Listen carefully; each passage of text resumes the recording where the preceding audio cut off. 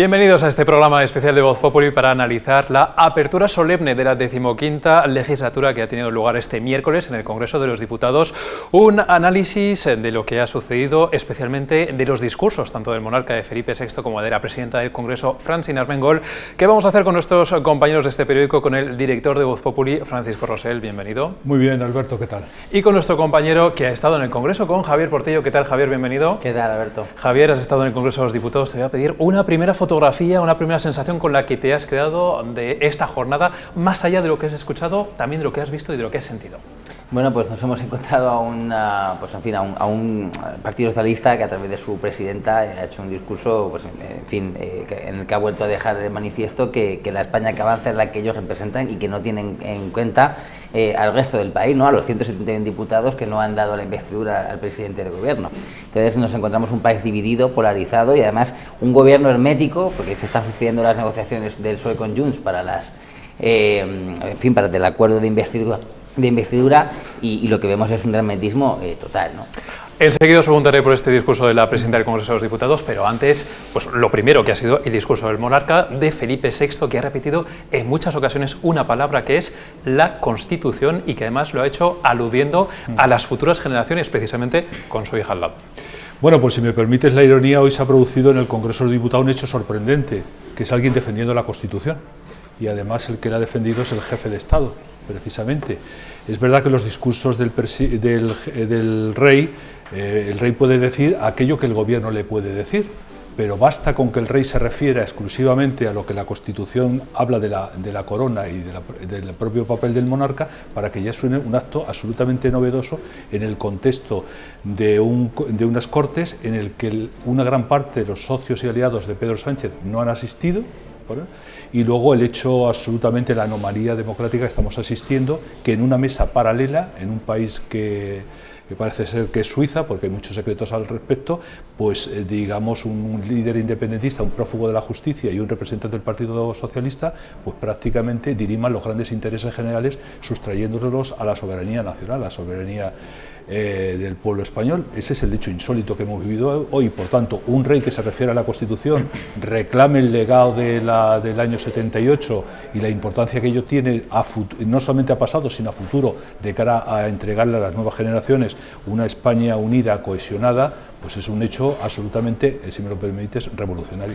Pero entonces Felipe VI ha estado en su papel, obviamente, en su discurso, porque se hablaba mucho de cómo había sido el discurso de la legislatura anterior, obviamente del momento en el que estamos viviendo de mayor crispación. Esas palabras de Felipe VI pueden ser, digamos, no sé si llegar hasta el término revulsivo, pero sí un aliento para todos aquellos que ven cómo estamos en esa política del muro que decía Pedro Sánchez, etcétera, y de esa división y crispación que tenemos en el Congreso. Bueno, yo creo que sí. Yo creo que una de las grandes los grandes gestos o una de las grandes características de Felipe VI desde que es el jefe de Estado, desde el que es reina, es que siempre está en su sitio. Lo estuvo en el 2017 con el discurso en el que apeló a las instituciones democráticas a frenar un golpe de Estado y a recuperar la legalidad constitucional en Cataluña, y lo ha vuelto a estar hoy. Ha dicho una cosa bastante evidente. Esto es el año 78, el principal legado fue digamos, la cohesión, la convivencia, el diálogo dentro de toda España. El bien de la paz civil es un bien que hay que preservar a toda costa, y él ha hecho ese aliento a todo lo que supuso eso, y me parece muy importante. Sí se ha permitido una cierta ironía, si me permitís, es que ha hecho una referencia agradeciendo a aquellas fuerzas políticas que en los procesos de investidura, tanto el primero fallido de Feijóo como el segundo de Pedro Sánchez, acudieron a la zarzuela cumpliendo su obligación legal. Ha felicitado a aquellos que la cumplieron, con lo cual ha puesto de manifiesto a aquellos que efectivamente no fueron. Es verdad que España es una democracia no militante, pero sí tiene obligación aquellos que participan y juran o prometen la Constitución a acatar los modelos y quieren cambiarla. Lo que no pueden hacer es hacerlo de la manera que se están comportando con relación a la Constitución y al propio monarca. Javier, tú que cubres la información tanto del Partido Socialista como de Sumar, cuando el monarca hace este tipo de discursos aludiendo a la Constitución, a la unidad del país, ¿estos partidos, digamos, se dan por aludidos o este mensaje, digamos, luego es irrelevante luego a la larga? Bueno, en el Partido Socialista obviamente no pueden hacer otra cosa más que defender y acatar lo que el discurso de Su Majestad el Rey, porque, en fin, ellos se consideran con el tema de los acuerdos con Junts y las negociaciones con el independentismo, ellos consideran que están acatando y están cumpliendo la Constitución. De hecho, el propio presidente del Gobierno no hace más que repetir una cosa de la que en principio no, de la que se tendrá que posicionar sí o sí el Tribunal Constitucional. Él no es quien para rogarse que la ley de amnistía que está registrada en el Congreso y que va a empezar su trámite dentro de poco es constitucional. Entonces, bueno, todas las apelaciones del Rey a la Constitución y a la unidad dentro de la pluralidad del país, pues en el PSOE les viene bien porque, bueno, al final es un poco el marco de discursivo y de comunicación que están trenzando ellos, ¿no? Pero sí que entienden y sí que reconocen que el Rey con ese tipo de discursos está marcando claramente una línea para que los negociadores del PSOE y en general del Gobierno no crucen, ¿no? Que es el hecho de que todo cauce de discusión y de problema dentro de un Estado democrático se resuelve dentro de la Constitución y, por supuesto, dentro del Parlamento. Porque esa es otra de las curiosidades de lo que ha ocurrido hoy. La presidenta del Congreso ha empezado su discurso aludiendo a las Cortes de León, que son, es verdad, el germen del parlamentarismo moderno, como el epítote, el ejemplo de que lo que ocurre en un sistema democrático se resuelve en el Parlamento, ¿no? Pero tenemos la circunstancia de que, como bien comentaba Rosell, vamos a tener a un partido socialista que va a estar negociando con un partido independentista fuera del Parlamento, en Ginebra. Entonces nos encontramos con una serie de contradicciones que son realmente, pues, en fin, espeluznantes. Os voy a preguntar por esas negociaciones, pero antes hay que hablar del otro gran discurso de la jornada, que ha sido el de la presidenta del Congreso de los Diputados, de Francina Armengol. Si el discurso de Felipe VI ha sido aplaudido durante aproximadamente 2 minutos, lo cierto es que ha llamado mucho la atención que el de Francina Armengol solo ha sido aplaudido, y mucho más brevemente, solo por una parte del Congreso de los Diputados, porque ni el PP ni Vox lo han aplaudido, sino que más bien todo lo contrario, lo han criticado. Alberto Núñez Feijóo decía, por ejemplo, que era el peor discurso de una presidenta del Congreso de los Diputados que había escuchado, por ese tono tan partidista. ¿Es así? ¿Tú también lo has oído así? Sí, clarísimamente. Utilizando una frase que es recurrente en estos tiempos, digamos que Francina Armengol, la presidenta del Congreso, ha vuelto a hacerlo. Quiero decir que ha vuelto a repetir lo que ya hizo en la jura de la princesa Leonor, en la que el único párrafo constitucional que hizo fue citando a Peces Barba, que fue, recordáis, la persona que presidía el Congreso cuando Felipe VI, príncipe, juró la Constitución a los 18 años. Y lo ha vuelto a hacer por varias razones. Primero, es un discurso desde un profundo desconocimiento ya histórico, ciertamente.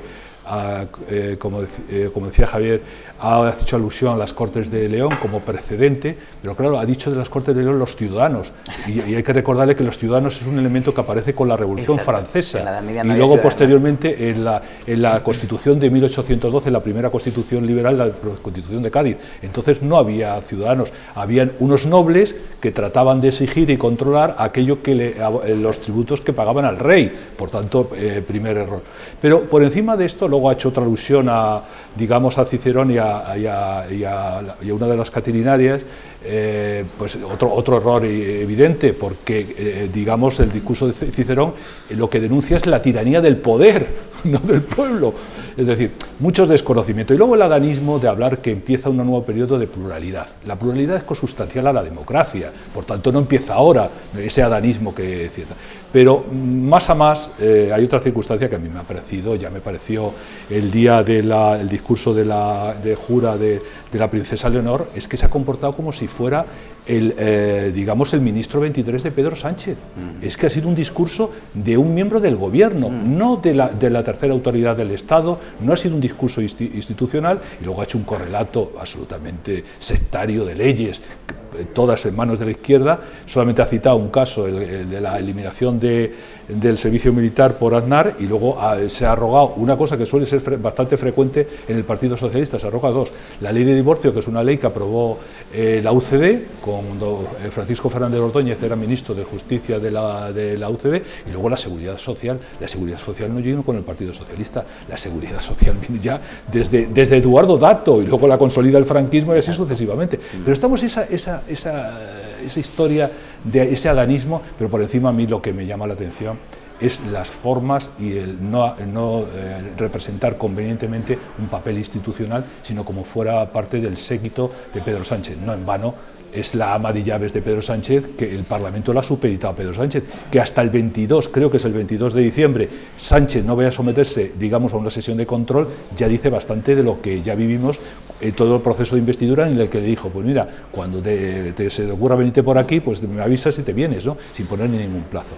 Por tanto, yo creo que todas las críticas que se le han hecho son fundadas porque no está ejerciendo correctamente ese papel institucional. Es que además ha vuelto a arrogarse que la mayoría que ha dado a Pedro Sánchez de investidura es una mayoría legítima, cuando la presidenta del Congreso no debe hacer ese tipo de interpelaciones. La presidenta del Congreso es la tercera autoridad del Estado y se tiene que limitar, como bien dice el director, a un papel institucional y neutral. No debe defender la legitimidad del presidente del Gobierno, porque para eso están sus pamelos en el Partido Socialista. Entonces, efectivamente, ella opera como un órgano más de Pedro Sánchez, ¿no?, y de este PSOE tan, pues en fin, tan sometido al líder, ¿no? Es que además, si me permitís, recordando algunos precedentes, yo me acuerdo socialistas muy destacados, Félix Pons, socialista, pues lógicamente socialista preservó su papel institucional y tuvo problemas con Felipe González. Manuel Marín, que otro socialista, tuvo problemas con Zapatero para preservar esa posición. José Bono incluso tuvo esa misma dirimiendo y nunca llegaron a formar parte como si fueran un miembro de los gobiernos sucesivos o de Felipe González o de Zapatero en este caso sí lo es Francina Armengol, de Pedro Sánchez. Es que nunca se ha deteriorado tanto el papel institucional de la tercera autoridad del Estado y de un poder autónomo que es el poder legislativo. El poder legislativo, precisamente su gran cualidad que ella ha intentado subrayar con el referente histórico de las Cortes de León, es la fiscalización del gobierno. Si la presidenta del Congreso, lejos de ejercer esa autonomía, se supedita al gobierno, pues estamos viendo una degradación de las instituciones. Bueno, es que se comenta mucho, ¿no?, que en las filas ahora mismo socialistas del Congreso, más que socialistas, muchos dicen que son sanchistas, que es algo que también pasa con la propia presidenta del Congreso, a tenor un poco, bueno, de lo que estáis comentando, de lo que hemos visto hoy en el Congreso de los Diputados, ¿no? Es verdad que Armengol, desde que ha comenzado hace tan solo unas semanas, ya ha dejado claro un poco cuál es la línea que va a tener, pues en ese tono especialmente partidista, y no sé si incluso saliéndose un poco, como estamos comentando, de su papel, del que debería ser el de la tercera autoridad del Estado, ¿no? Bueno, es que hay una clave que hay que tener en cuenta sobre el comportamiento no solo de Armengol, sino de otros tantos varones o varones territoriales del PSOE que perdieron su poder institucional el 28 de mayo. El presidente del Gobierno, en su momento, en la campaña de las municipales autonómicas, entró él a liderarlas y a partirse el pecho, ¿no?, por su partido en esas elecciones, que fueron un batacazo impresionante para el Partido Socialista, y en el momento en el que él convoca elecciones y puede retener el poder, en base a cualquier pacto y a cualquier sin ningún tipo de línea roja, bueno, pues siente que en todos los varones que han perdido su poder, como Armengol, como Lambán, como Chimo Puig y un largo etcétera de dirigentes socialistas que ya no están en sus respectivos feudos autonómicos, pues ahora el presidente tiene que alimentarles y tiene la capacidad de poder subordinarles. En verdad, el 28 de mayo hay que leerlo como un efecto balsámico de Sánchez sobre el Partido Socialista. Ese momento en el que el presidente del Gobierno es capaz de, a todos los que cayeron en las elecciones del 28 de mayo, él reteniendo el Gobierno, poder mantenerles, es una forma de calmar por completo cualquier tipo de rebelión interna o de contrapeso en el Partido Socialista. Entonces, con Armengol de presidenta del Congreso, con Chimo Puig de senador, con Lambán igual, con todo este tipo de dirigentes, Sánchez es lo que ha hecho, y lo que vemos es un partido obviamente entregado al líder, porque él es el único que puede retener cargos y cargos y cargos para los socialistas.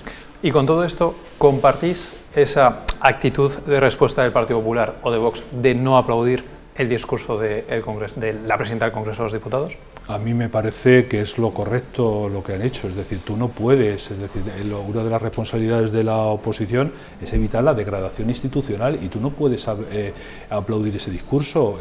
Pachi López ha criticado el hecho de que el Partido Popular no hubiera aplaudido, sin embargo no ha criticado la ausencia de sus socios de precisamente hoy, como era su obligación, estar presente en la apertura de la legislatura. legislatura, no ha criticado la ausencia de Esquerra, no ha criticado la ausencia de Junts, no ha criticado la ausencia de Bildu, ni muchísimo menos.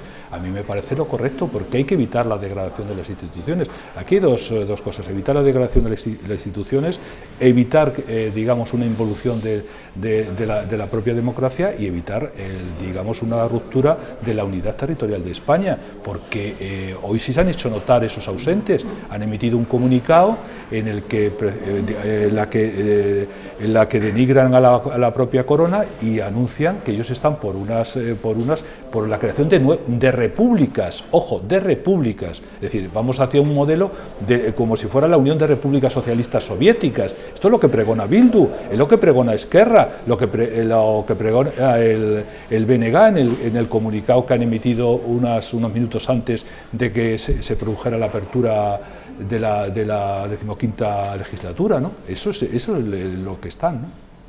Sí, efectivamente, ellos, en fin, por lo que como bien señala, por lo que luchan o pelean, o su sueño, vaya, sería fraccionar la soberanía nacional, que recayera en cada una de las repúblicas que consideran que deben conformar España, que bueno, sería lo único a lo que cerrarían, sería pues a que fuera el Estado central, por así decirlo, el que mantuviera el ejército, ¿no? La defensa pero por lo demás que ellos querrían operar perfectamente de forma independiente, ¿no? Bueno, me falta un último tema que quiero abordar con vosotros, una última pregunta en este caso, porque ya sabéis, intuís o parece ser que este sábado se va a producir esa famosa reunión entre Junts per Catalunya y el Partido Socialista, con Puigdemont en teoría presente. Eso es lo que parece, de nuevo, porque tenemos muy poca información al respecto, y en la que va a ser esa primera reunión después del acuerdo de investidura, y en el que se van a tratar pues varios temas entre los dos partidos que no conocemos del todo, o por no decir para nada en detalle, pero lo que sí que sabemos es que a priori se va a celebrar en un sitio tan representativo como es Suiza, ni siquiera en Bélgica, donde fue Santos Cerdán, por ejemplo, en las últimas semanas. No sé qué podemos esperar, o no sé ni cómo formularos una pregunta respecto de esta reunión. Independientemente de lo que se acuerde, porque está claro que el acuerdo, que los 4 folios que nos trasladaron no es todo el acuerdo, como todavía no sabemos el acuerdo Bildu en qué consiste, pero nos imaginamos en qué puede consistir. Pero independientemente de eso, es el hecho anómalo, es decir, que una democracia vea sustraída su soberanía nacional y no se decidan sus temas fundamentales en el Congreso de los Diputados, en las Cortes, sino en un lugar secreto, me da igual donde sea, entre un líder, un prófugo de la justicia, y el representante del partido mayoritario de esa minoría, es una anomalía que no se tolera en ninguna democracia del mundo.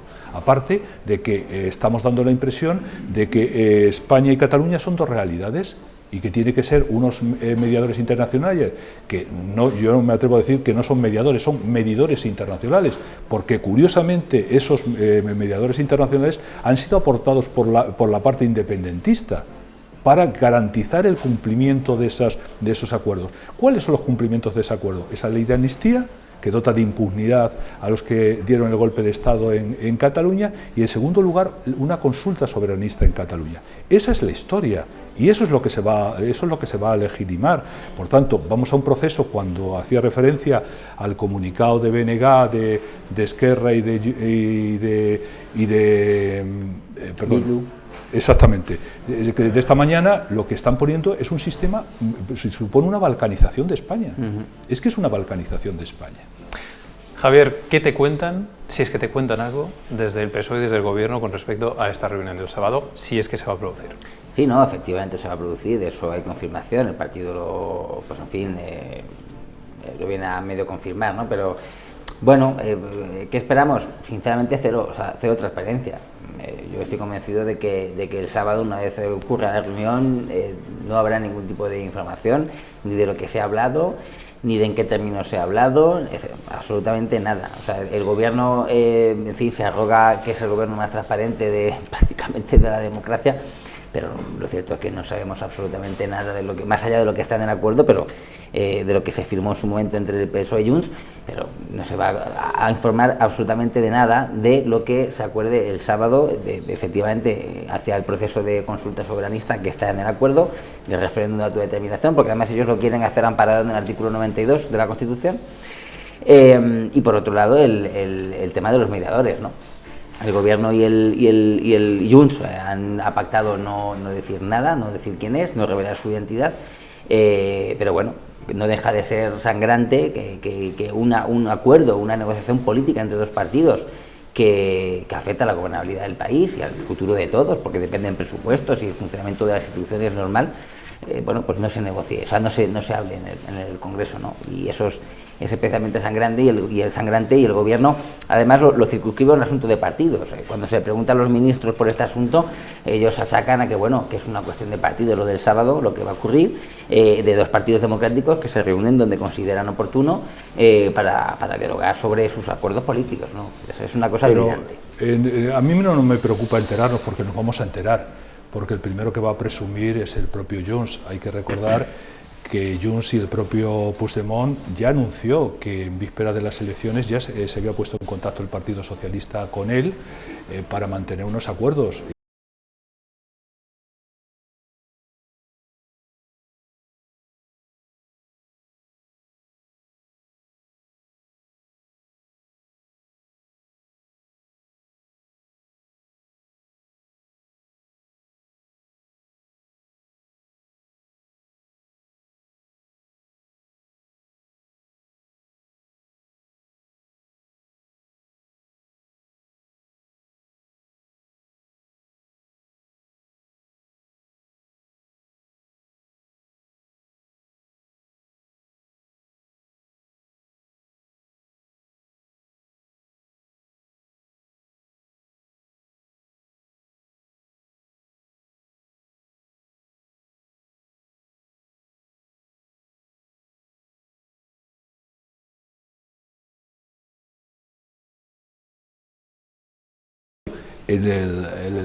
Digamos en la cama del otro socio, para que sepa que van en serio y que si no cumplen, lógicamente sabotearán la legislatura. Pero ya solamente el lenguaje mafioso que se utiliza quiere decir a qué niveles de degradación ha llegado la política española, ¿no? Puigdemont reconocido por parte de Político como una de las figuras más importantes y con más calado en el próximo 2024, disruptiva, y la única de la política española, ni Pedro Sánchez, ni siquiera la futura o no presidenta del Banco Europeo de Inversiones, Nadia Calviño, pero este es otro tema que ya abordaremos en el futuro. Hasta aquí el análisis de esta jornada.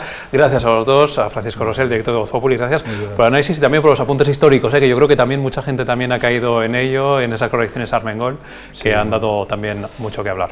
Muy bien, estupendo. Y gracias a Javier Portillo, que ha estado cubriendo para Voz Populi esta jornada histórica en el Congreso de los Diputados. Javier, muchísimas gracias por el análisis. Gracias. Y ya lo saben, si quieren pueden seguir enterados de todas las informaciones de Voz Populi a través de nuestras redes sociales y, por supuesto, a través de vozpopuli.com.